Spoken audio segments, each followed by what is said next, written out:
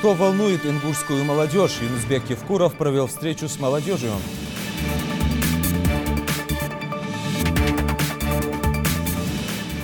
Новый год – время чудес. Праздничное представление для детей прошло в театре юного зрителя.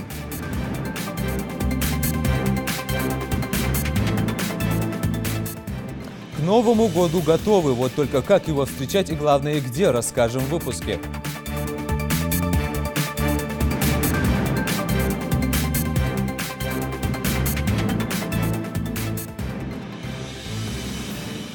На канале Ингушетия новости 24. Здравствуйте. Профилактика дорожно-транспортных происшествий, сохранение ингушского языка, предстоящие выборы президента страны. Это лишь малая часть вопросов, которые были адресованы главе Ингушетии на встрече с молодежью. Более 3 часов Юнусбек Евкуров отвечал на вопросы представителей региональной молодежи. Репортаж Ирины Тичоевой. Встреча главы с молодежью традиционно началась с приветствия подведения итогов уходящего года. Юнусбек Евкуров отметил, что за последние 6-7 лет в республике построено более 40 дошкольных образовательных учреждений. Помимо прочего, глава отметил, что за последние годы в регионе наблюдается хорошая динамика развития. И все благодаря вводу в строй объектов культурного, образовательного и медицинского направления. Строительство в регионе еще продолжится. В планах возведения порядка 8 школ и 4 дошкольных учреждений. Работаем сейчас над проектом многопрофильной больницы, над объектами культуры. Их должно быть как минимум 3. Ну, по крайней мере, начало строительства, завершение, я думаю, что это будет в 2019 году. Помимо этого, дорожная инфраструктура, социальная инфраструктура, ну и плюс, конечно, экономически важные и инвестиционные проекты. Поэтому динамика будет продолжаться, и темпы у нас не остановится. Глава также добавил, что открыт для общения, и в зале прозвучал первый вопрос от молодежи. Касается он ДТП на дорогах. Представитель молодежи предлагает раздавать детям светоотражающие наклейки и тем самым защитить их от наезда в темное время суток. Заставим директоров школ, просто там Министерство образования поручения дадим, чтобы они проверяли всех детей на наличие вот этих предметов. И родители через родительские комитеты заставляли, если не бесплатно, покупать и этим самым обеспечивать детей. Давайте начнем с детей. А насчет статистики, ну вот у нас по правам ребенка здесь находится, ну я вам скажу, что, к счастью, у нас по детям она одна из самых низких. И в целом по ДТП она тоже у нас там, мы не находимся там в таком по смертности. Вопросы на встрече звучали самые разные. Член общественного фонда созидания Хаваш Плиев предложил каждый сад в республике сделать именным и заложить еще один новый сад, назвать его президентским. Выбором президента России сделаем его президентский сад, только надо понимать, какие деревья сажаем. Все расписано, все есть. Какой будет масштаб, вы мне проект представьте, я поддержу, пожалуйста. Хорошо. А где будем сажать? В сельском поселении Плиева, вдоль реки Сунжа. Там есть огромное место, где мы заложили первый сад. Ну, давайте посмотрим. Хорошо. Да, и еще последняя просьба. Мы также изучаем водные ресурсы. Если вдруг получится 2018 год и даже 2019 объявить годом реки Сунжа, потому что эта река требует ухода, и наш проект заключается в первое, это высадка плодовых деревьев вдоль реки Сунжа и укрепление берегов. Здесь не только река Сунжа, но мы должны говорить и про речку Назранку, это уже которую уже потеряли почти, мы ее сейчас возрождаем. Ну подумаем, давайте проектом, у нас комитет по экологии здесь активно работает. Много вопросов звучали в зале на тему сохранения ингушского языка. Автор ингушской Википедии предложил создать проект по озвучке известных фильмов на ингушский язык. По его мнению, такая идея поможет сохранить наш язык. Ну, вы сами представьте, было бы хорошо, да, если бы мы смотрели сегодня советскую киноклассику на ингушском языке. Хорошо же было бы. Или, например, зарубежную. Сегодня вся молодежь очень с ума сходит, можно сказать, по этим фильмам зарубежным, да, комиксов, да. Мы все это знаем, Мстители там все. Много вопросов прозвучало, связанных со строительством новых объектов в регионе. Так интересовались строительством ФОКа в Карабулаке и дома для молодежи. Юнусбек Евкуров отметил, что каждое предложение будет рассмотрено. За 3 часа глава ответил на более 40 вопросов. В завершении встречи самых активных представителей молодежи наградили дипломами, а руководителю Коммолодежи вручили медаль, приуроченную к 25-летию республики. Ирина Тичоева, Магомед Урусханов, Новости 24. Веселый детский смех, зажигательная музыка и поздравления с наступающим Новым годом. Так провожали 2017 год в Доме культуры сельского поселения Галашки. Воспитанники различных кружков продемонстрировали зрителям свои способности, за что получили подарки от Деда Мороза. На новогоднем утреннике побывала Мария Мистоева. Песни, танцы и викторины. Спустя 20 лет в сельском поселении Галашки появился свой новый дом культуры.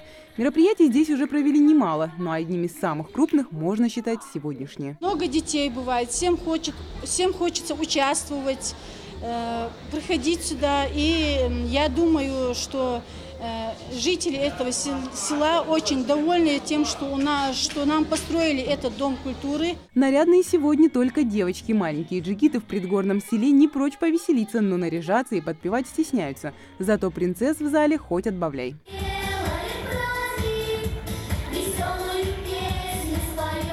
И почти все принцессы верят в Деда Мороза. Я верю в Деда Мороза и Снегурочку. Я здесь пою, они мне приносят подарки. Ты веришь в существование Деда Мороза и Снегурочки, или ты думаешь, что их нет? Я думаю, что их нет.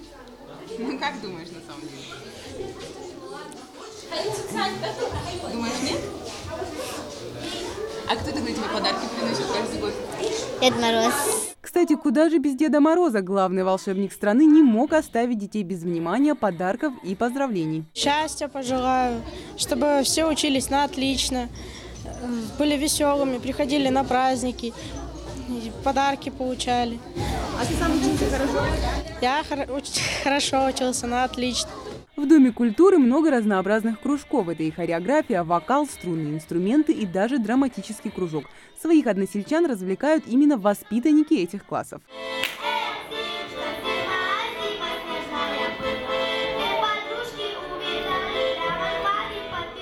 А помогла в организации сегодняшнего мероприятия Ася Абдурзакова, сотрудница Дома народного творчества, для которой Новый год – самый светлый праздник. Я должна сказать, что Республиканский дом народного творчества прикладывает к этому большие усилия, чтобы наши новые дома культуры, именно я подчеркиваю, новые, как-то быстрее влились в общую колею с теми, кто уже работает за 30 лет, за 50 лет. Конечно, им очень трудно сегодня. И вот сегодня я рада, что могу как-то со своим опытом, своими знаниями поделиться, чему-то научить, подсказать. В зале сегодня не только дети. Старшее поколение тоже решило посетить мероприятие. Отдыхать от повседневных забот лучше всего культурно. Мария Мистоева, Рахман Цуров, Новости 24. Не менее зрелищное представление по поручению главы республики устроили для детей в Театре юного зрителя. Новогодние персонажи перенесли ребят в сказочный мир. Кульминацией сцены стало вручение подарков. На праздничном шоу побывал Саид Куштов. Праздник, шан Дед Морозов подарки желит.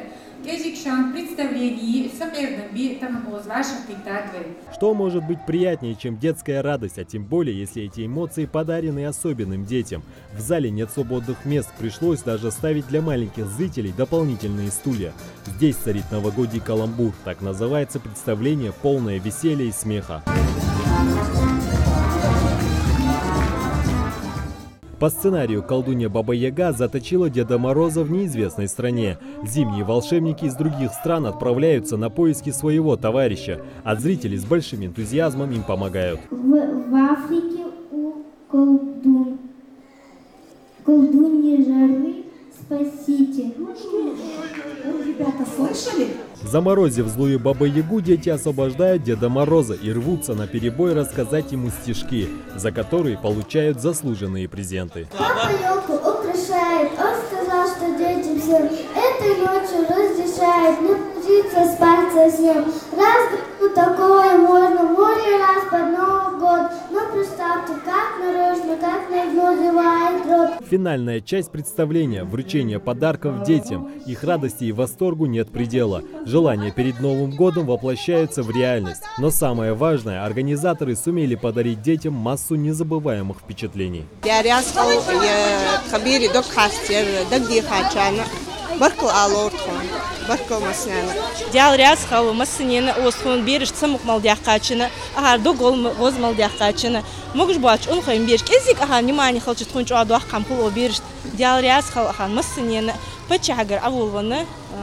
Дом культуры, директор Качас, Маснин Баклаловсу, Маснина. В преддверии новогодних праздников каждый подарок для этих детей значит больше, чем просто красивая упаковка со сладостями. Это прежде всего внимание, которое для таких особенных детей важнее всего. Саид Куштов, Майрбек Миржоев, Новости 24. Республика, как и вся страна, готовится встречать новый 2018 год. Праздничные мероприятия пройдут во всех городах и районах республики. Главные торжества ожидаются в Магасе. Елку на площади Алания, где пройдут народные гуляния, начали устанавливать еще в начале месяца. А теперь общую картину дополнила и сцена, где будут выступать артисты ингушской и кавказской эстрады. Рядом с площадью разбиты палатки для общественного питания. Праздничные торжества начнутся с 9 вечера и продолжатся до 2 часов ночи. 31 числа с 9 вечера и до 1 числа 2 часов ночи на площади Алания в городе Магас будет праздничный концерт, где все артисты нашей республики представят свои лучшие выступления, где все гости и жители могут поучаствовать в спортивных состязаниях, развлекательных конкурсах. На площади также будут установлены точки общепита, которые будут реализовывать напитки, сладости, шашлыки, ну и другие. Будет самый разнообразный ассортимент. Также будут предусмотрены конкурсы для маленьких жителей, для юных жителей и для взрослых. Лучшие условия для творческого коллектива. После капитального ремонта в сельском поселении Икажево торжественно открыли районный дом культуры. Зданию более 30 лет. Здесь занимаются около 60 воспитанников, которые теперь могут встретить Новый год в обновленном ДК. Залина Магушкова расскажет подробнее. Первых своих гостей после ремонта встречает государственный хореографический ансамбль «Магас», солисты который год репетируют в этом теперь уже обновленном зале. Капитальный ремонт в Доме культуры начали 3 месяца назад благодаря федеральной программе, разработанной Минкультом России с целью развития культуры в селах. Благодаря партии «Единая Россия», благодаря Министерству культуры Российской Федерации, по федеральной целевой программе по строительству, реконструкции сельских домов культуры сегодня прекрасно отремонтирован наш Дом культуры. С чем я вас всех и нас поздравляю. Качественное профессиональное оборудование играет важную роль в деятельности любого культурного центра. В рамках проекта «Единая Россия» Дому культуры выделили субсидию на закупку профессиональной музыкальной аппаратуры. В честь окончания ремонта здесь провели первый концерт для гостей. Мне очень приятно, что сейчас ремонт обновлен. Здание выглядит гораздо красивее, приятнее здесь находиться просто. И для детей, которые сюда ходят на разные кружки, это тоже большой плюс, потому что условия в Доме культуры улучшились. Здесь занимаются больше 60 воспитанников со всего Назрановского района. Дети посещают 3 кружка – хореографический, вокальный и театральный. В планах еще открытие дополнительных 2. 2 месяца мы немножко из-за ремонта дети у нас дома были. В будущем году еще будем открывать изобразительное искусство, декоративно-прикладное, если получится. Вот планирую. С 1 января. Строители в первую очередь отремонтировали кровлю здания, отделали фасад, заменили все окна, двери, коммуникации и только затем приступили к внутренним отделочным работам. Этому зданию 30 лет, и последний капремонт здесь проводили 15 лет назад. В Доме культуры трудится более 40 человек, которые первыми оценили новые условия. Нам поменяли окна, у нас были старые деревянные окна, которые зимой было холодно, продувались отовсюду. Двери поменяли, окна поменяли, сделали капитальный ремонт.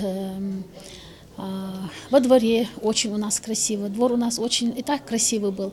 Но после капитального ремонта явно видится существенное изменение. На новогодние праздники для жителей района готовится культурная программа. 31 декабря и 1 января здесь пройдут новогодние торжества. С концертом выступят звезды ингушской эстрады и воспитанники вокального кружка районного Дома культуры. Гостей ждут с 11 часов дня. Залина Магушкова, Магомед Русханов, Новости 24. До Нового года один день. Как провести последние часы уходящего и где встретить год грядущий? Этим вопросом, пожалуй, задаются многие. Кто-то будет праздновать в уютной обстановке в кругу родных и друзей, ну а другие предпочитают окунуться в атмосферу праздника у главной новогодней елки. Так или иначе, всем необходимо соблюдать меры безопасности. О новогодних маршрутах и готовности региона к предстоящему празднику расскажет Амина Бокова. Традиционно Новый год считается семейным праздником, однако многие, приготовив праздничный ужин, отправляются праздновать Новый год вместе с друзьями, соседями и коллегами на главную елку республики. 31 декабря на площади Алания возле башни Согласия жители ждут выступления артистов ингушской эстрады, юмористические представления, трансляция поздравлений первых лиц государства и, конечно же, конкурсы и фейерверки. Это далеко не все сюрпризы, что приготовили организаторы.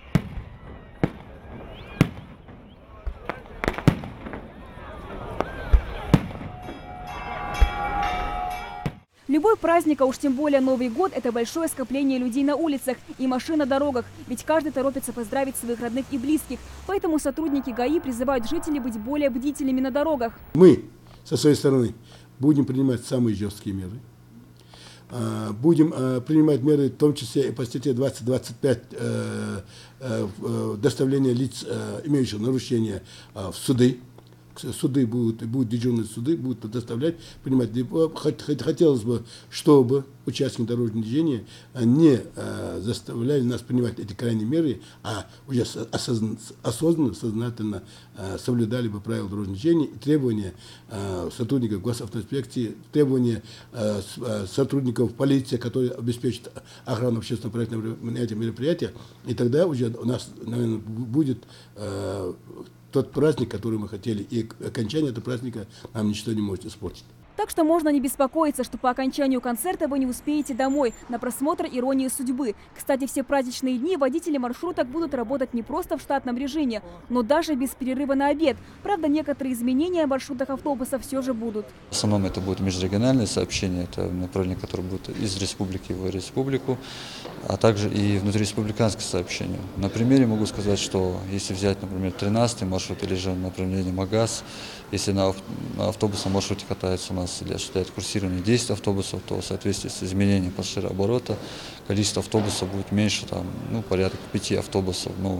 К части касаемо каждого направления, это можно увидеть уже на официальных сайтах Компромсвязи и сайте ГУП «Ингушавтотранс». Впрочем, большинство людей все же предпочитают встречать Новый год дома, когда за одним столом собираются все члены семьи – бабушки, дедушки, внуки, правнуки. Омрачить этот праздник может разве что проблемы с коммунальными услугами. Чтобы под бой курантов жители не остались без света, в правительстве региона организован оперативный штаб по вопросам газа, воды и электроснабжения. С 30 декабря по 8 января представители коммунальных служб будут дежурить круглосуточно. Сообщить о своей проблеме жители могут по номерам, указанным на экране. В прошлом году было около 60 жалоб на перебои в электроснабжении. Была часть где-то 28.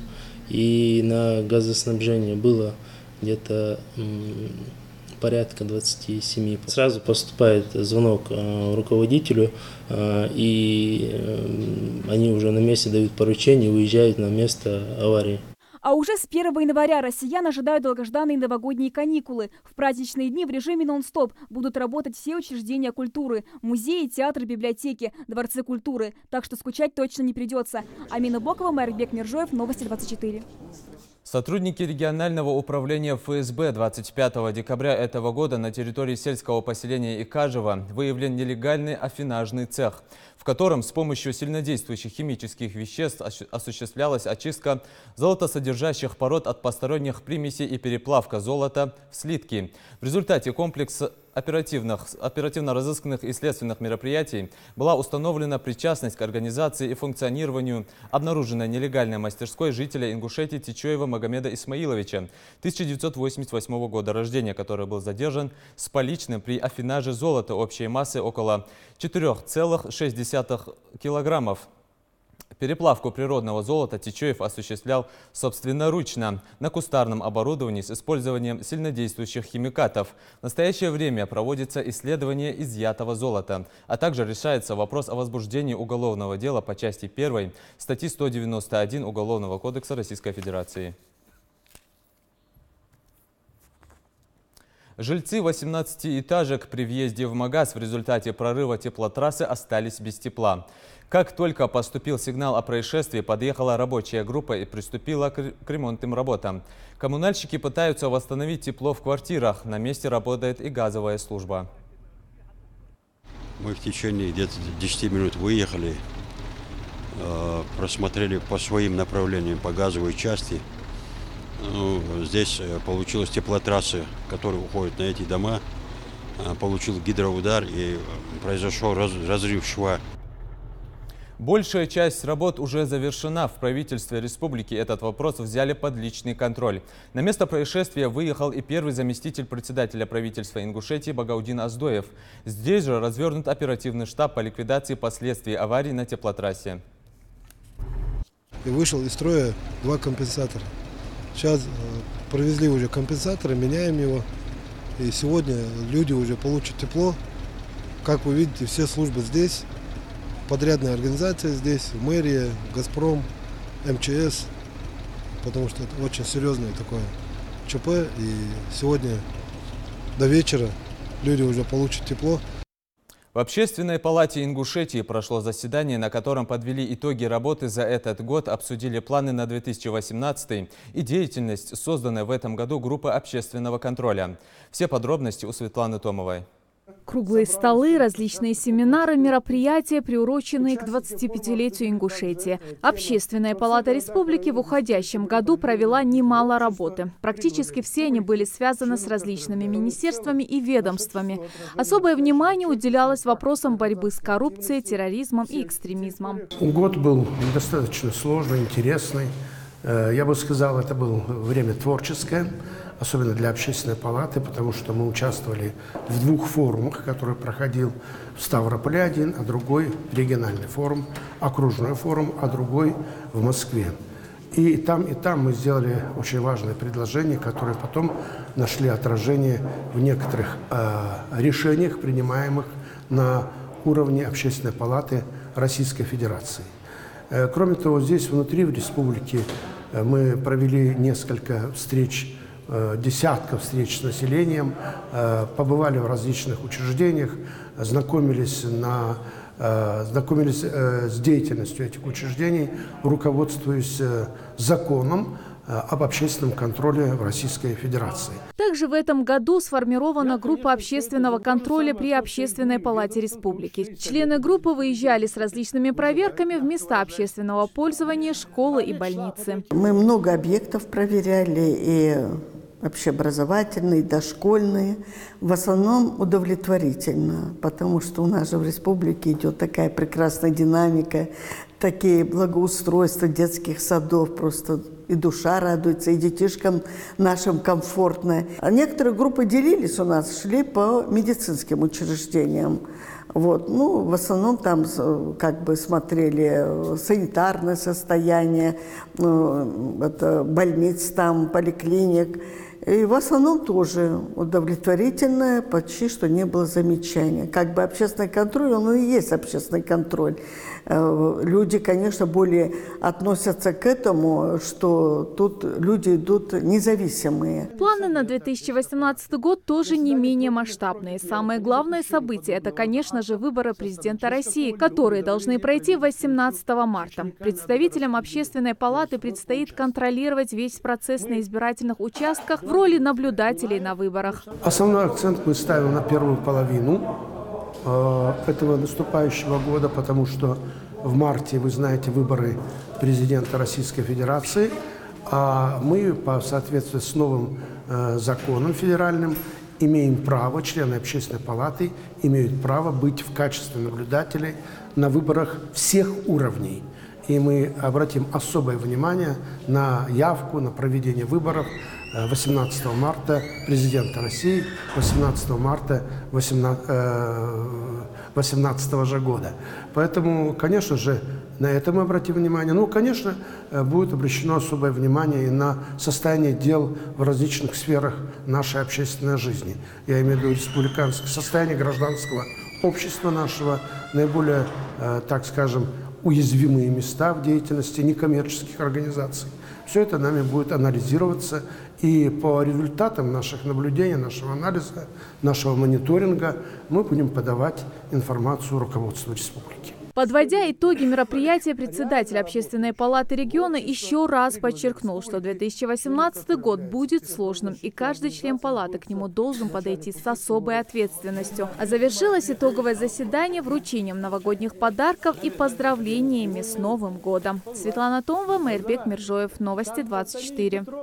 Новогодний подарок в виде нового филиала Центра инновационного творчества «Реновация» сегодня получили и юные жители Карабулака. Теперь местные школьники могут изучать такие направления, как робототехника, программирование и электроника. Открытие уже 4-го филиала инновационного творчества в республике позволит воспитать целое поколение программистов и инженеров. На торжественном открытии побывала Жаридат Халухоева. Так, это вам. Еще подпишемся. Это вам.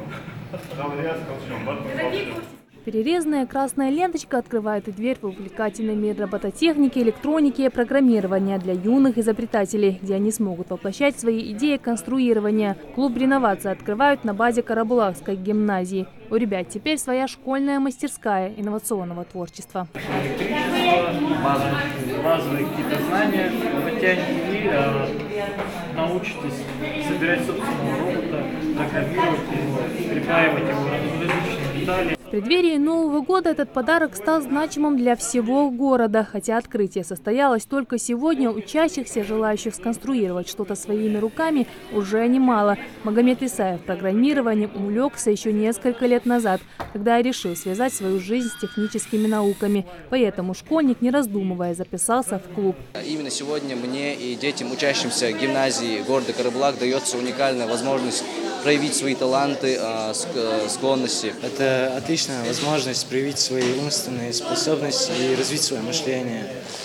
Мне, например, нравится робототехника, так как ты можешь создать своего робота, управлять этим роботом, можешь задавать ему свои коды. Этот робот может ходить по карте, собирать там различные препятствия и так далее. Это очень увлекательно. Клуб примет около 50 учащихся с 4 по 11 классы. На образовательной площадке будут готовить юных технологов, кибернетиков, программистов и инженеров. Каждый ученик сможет буквально прикоснуться к технологиям будущего. Школьникам будет доступно высокотехнологическое оборудование. На начальном этапе детям расскажут о базовых инновационных технологиях. В последующем их научат программированию, а также разрабатывать собственные технические устройства. Параллельно с этим он может начать изучать курс по 3D-моделированию и создать уже для своего готового робота, которого он сконструировал, какую-то внешнюю оболочку, смоделировать ее 3D-модель, либо взять просто 3D-направление и заняться каким-нибудь совсем не связанным с роботами системами. Здесь, например, человек попытался спрограммировать систему протезирования руки, когда человека. Центр реновации – это уникальная и доступная площадка, которая уже со школьной скамьи формирует у детей инновационное мышление. Проект был запущен в 2016 году. За год существования успел стать стартовой площадкой для многих детей. Филиалы открыты в 4 городах, а построенный в Назрани центр стал первым не только в Ингушетии, но и в субъектах СКФО. Цель проекта – подготовить специалистов, которые войдут в технологическую элиту не только региона, но и страны. Дети, которые у нас обучаются в филиалах по всем городам республики, могут принять участие в Робофесте. Это российского масштаба фестиваль по робототехнике. У нас 21-22 января уже будет проходить региональный этап этого мероприятия. И это очень прекрасно, поскольку мы уже можем принимать участие на федеральном уровне. Наша республика демонстрировать свои возможности, свои таланты, завоевывать лидирующие позиции. Но сюрпризы на этом не заканчиваются. Познакомившись со всеми возможностями инновационного класса, детям вручили новогодние подарки, а после собравшиеся перешли в актовый зал, где школьники подготовили для гостей праздничный концерт. Открытие таких площадок – хорошее подспорье для технического развития подрастающей молодежи. И если раньше с выбором таких кружков родители и дети сталкивались с проблемой отсутствия разнообразия изучаемых платформ, то сегодня все меняется. Рарадат Халухоева, Адам Далаков, Новости 24. На этом я с вами прощаюсь. Оставайтесь на Национальном.